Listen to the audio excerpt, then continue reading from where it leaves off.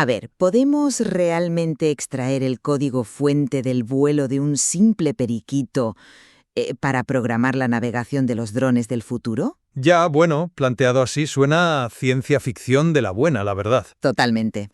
Pero de eso va esto. Bienvenidos a El Debate, el espacio donde exploramos, donde contrastamos múltiples perspectivas sobre investigaciones científicas de vanguardia. Y el tema de hoy, la verdad es que da mucho juego. Muchísimo.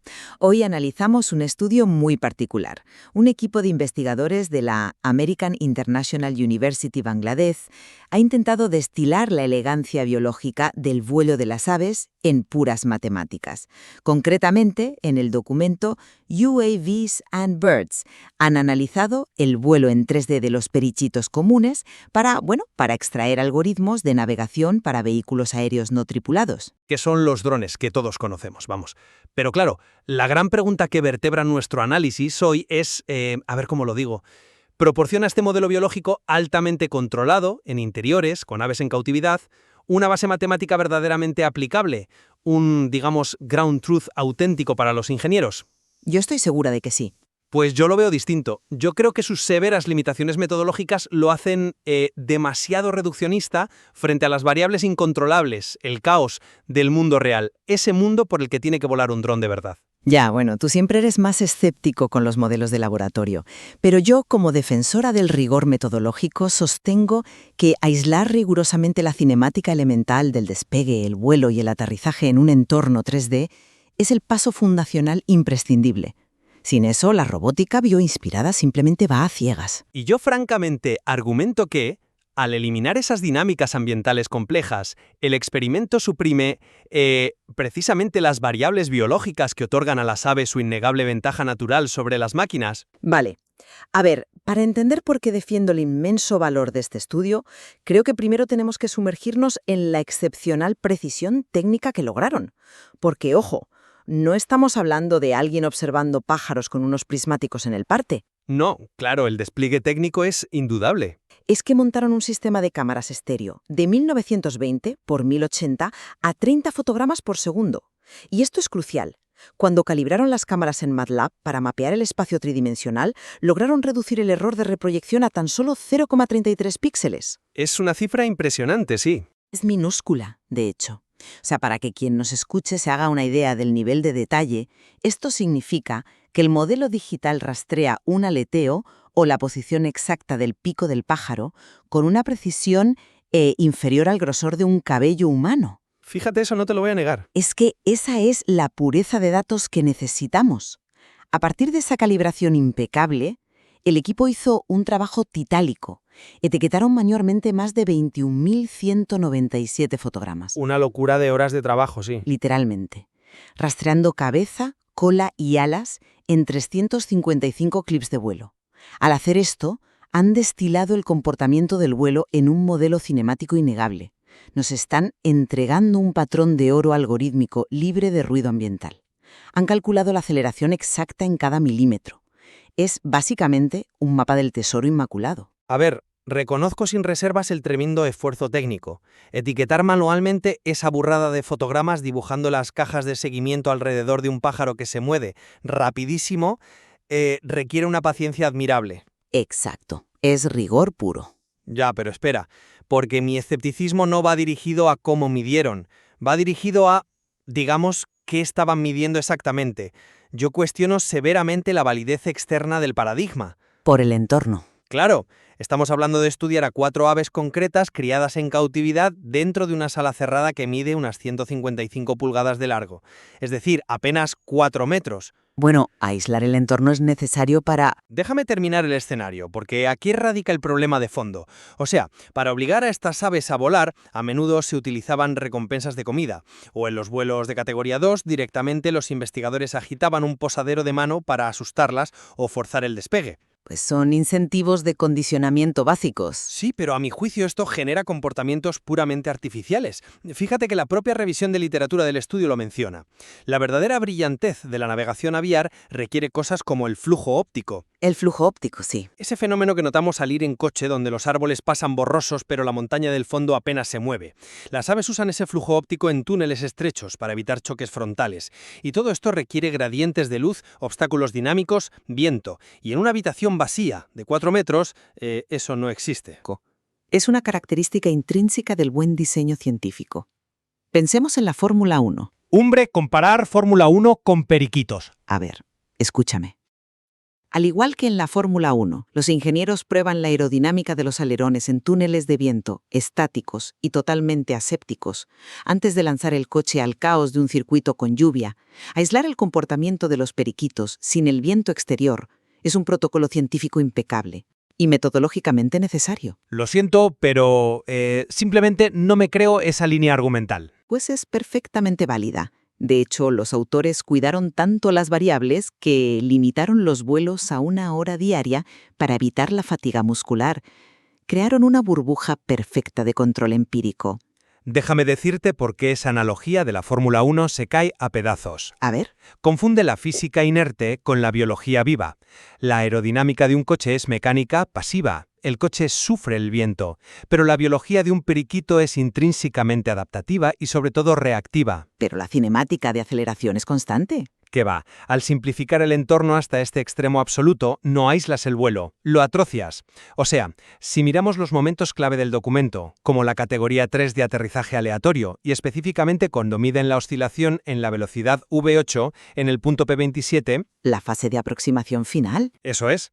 Ahí ves que el ave reacciona a un entorno minúsculo.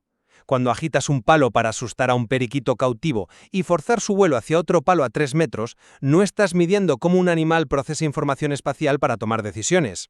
Entonces, ¿qué miden, según tú? Estás midiendo simplemente una caída controlada hacia el único rincón seguro que hay en la habitación.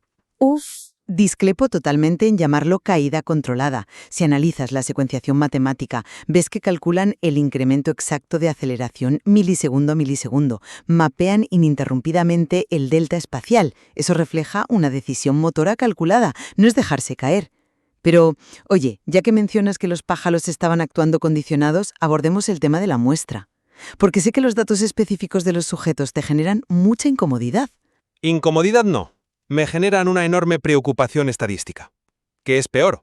Pues vamos a ello. Me alegra que entremos en esto. Si hablamos de decisiones motoras, hay que ver de quién son. El estudio tiene 4 aves: Nigel, Hedwig, Ava y Joe. Sí, los 4 sujetos del experimento. Y al desglosar los datos empíricos que alimentan tus matemáticas inmaculadas, emerge una disparidad brutal. En la categoría 1 de vuelos, Nigel, que es un macho mayor, tiene 50 clips de vuelo. Es el más activo, ¿sí? Ya, pero es que Joe solo tiene 2 clips. 2. Esta dependencia masiva de un solo individuo sesga drásticamente toda la media general de velocidad y aceleración de la investigación. Bueno, pero... Espera, que la propia sección de discusión del documento es honesta al respecto y admite que hay anomalías en los datos que se desvían de los patrones teóricos. O sea, el modelo de vuelo universal que nos venden es en realidad el modelo de vuelo de Nigel. Ese es un punto interesante. Y las cifras son reales, claro. Pero yo lo plantearía de otra manera. Estás interpretando esa asimetría como un fallo fatal, cuando en realidad en Machine Learning es una fortaleza. ¿Una fortaleza tener una muestra sesgada? A ver, mira las figuras 8 y 9 del documento. Los gráficos de aceleración y desaceleración. A pesar de que Nigel voló mucho más, las desviaciones estándar muestran una consistencia rotunda en la tendencia. El ave siempre, y digo siempre, acelera bruscamente al inicio, hace el crucero y crea una curva de desaceleración calculada. Sí, el patrón general está ahí. Vale. Pues claro, la disparidad en la velocidad máxima entre individuos es biológicamente esperable. No todos caminamos igual de rápido. Esa asimetría inyecta, varianza del mundo real. Si una red neuronal se entrena con un solo trazo perfecto y sin variaciones, se sobreajusta. Cuando salga a la calle, fallará. Comprendo el problema del sobreajuste algorítmico, pero ese ruido orgánico del que hablas debería venir de variables de vuelo reales. ¿Es que son aves reales? Ya, pero si un pájaro tiene una curva distinta es por su morfología, o porque ese día pasaba de la recompensa de comida cuando alimentas a un algoritmo con datos donde la varianza viene del diseño deficiente del laboratorio y no del entorno urbano real, la inteligencia artificial aprende los sesgos del laboratorio. Pero aprenden la cinemática base. Aprenden a volar en un pasillo vacío.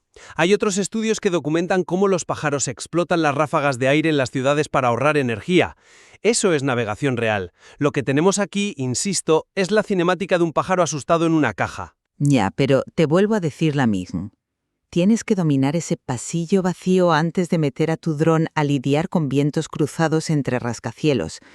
Y llevemos este debate a un terreno más pragmático, a la transferencia biológica a la tecnología de vehículos aéreos. El hardware, vale. Pensemos en el enorme cuello de botella de la industria logística, los drones de reparto. Hacer que un dron vuele recto a 100 metros de altura es fácil. El problema es la navegación de corto alcance y sobre todo el frenado final. Aterrizar en un balcón, por ejemplo. Exacto. Aterrizar autónomamente en un patio lleno de tendederos y obstáculos. Aquí es donde este estudio brilla. Los cálculos cinemáticos extraídos de los puntos P19 a P27, esa fase de aterrizaje del periquito, nos dan una curva de desaceleración maravillosa y no lineal. Vale, pero eso sin un pájaro. Sí, pero si transferimos esos cálculos, ese software de la biología, directamente al código que controla la velocidad de un dron comercial, los aterrizajes podrían ser infinitamente más suaves y eficientes en estos entornos confinados. Escoger millones de años de evolución y ponerlos en el controlador de vuelo de un dron. Ese es un argumento muy sugerente. O sea, descargar el software de la naturaleza en un USB y meterlo en un dron suena genial. ¿Por qué lo es? Pero, ¿has considerado la mecánica del tren de aterrizaje? Hay una brecha de hardware estructural gigante aquí. Bueno, el dron tiene sus patines. Patines de plástico rígido, sí. El propio documento cita el estudio de Roderick sobre cómo las aves aterrizan. Y Roderick demuestra que la dinámica de las garras, los dedos y las patas actúa literalmente como frenos aerodinámicos y como una suspensión física brutal. Absorben el impacto, sí. Tan agresiva sin la anatomía del pájaro, asumir que el dron frenará igual en el último milímetro nos llevaría a inestabilidades fatales. Entiendo esa disonancia morfológica, de verdad, pero estás subestimando la capacidad de la electrónica moderna. No necesitamos que la máquina tenga garras recubiertas de escamas para imitar el perfil de velocidad. ¿Y cómo absorbes esa inercia sin romper el dron? Modificando la respuesta de los rotores a través del controlador PIT, el proporcional integral derivativo. Una vez tenemos la regla matemática del periquito, la inyectamos en el cerebro electrónico del dron. Este ordena a los motores generar empuje inverso agresivo miles de veces por segundo. Imitas el frenado en el aire antes de tocar el suelo compensando que no tienes patas articuladas. Yo lo veo desde el ángulo opuesto. Si fuerzas al dron a imitar una curva de frenado diseñada evolutivamente para un ser con patas elásticas, exigiéndole picos de empuje inverso a los rotores, van a pasar dos cosas graves. A ver, ilumíname. Primero, fundesle batería por los picos de consumo ineficiente. Y segundo, que esto es peor, puedes provocar un estado de anillo de vórtice. Bueno, ¿eso en descensos muy verticales? En descensos verticales o frenados secos agresivos, las hélices empiezan a tragar su propio aire turbulento, pierden la sustentación por completo, y el dron cae a plomo. Ese es el peligro de aislar unas matemáticas muy bonitas de la biomecánica estructural. Un dron simplemente no es un pájaro. Estamos totalmente de acuerdo en que un dron no es un pájaro, faltaría más. Pero es que el objetivo de la biomimética computacional no es hacer taxidermia robótica. No queremos construir pájaros mecánicos idénticos. Ya, pero ¿quieres que frenen como ellos? Queremos extraer principios subyacentes. El trabajo de rastreo de este equipo nos proporciona un terreno de juego numérico inédito. Quizás descubramos que el dron tiene que ajustar la curva de Nagel por el tema de los vórtices, ¿vale?